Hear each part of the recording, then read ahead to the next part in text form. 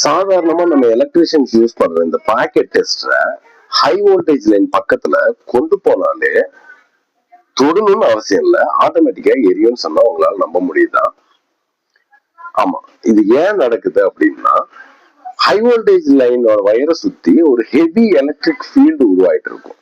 So நீங்க இங்க இருந்து டெஸ்டர் நீங்க ஹை வோல்டேஜ் லைனோட பக்கத்துல நீங்க கொண்டு போகும் பொழுது பாடி, கிரவுண்டு, டெஸ்டர் இது எல்லாமே சேர்ந்து ஒரு கெப்பாசிட்டர் மாதிரி ஆக்ட் ஆகும்.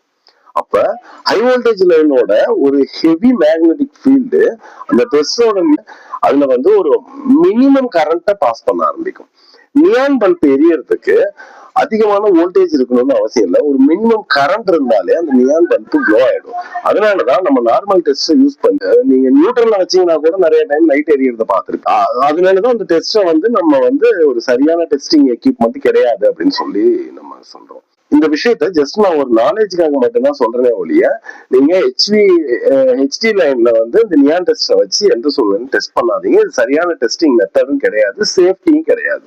ஸோ அது ஆர்க்கு எப்ப வேணா ஜம்ப் பண்ணி நம்ம பாடி வழியா க்ளோஸ் ஆகிறதுக்கான சான்ஸ் இருக்கு.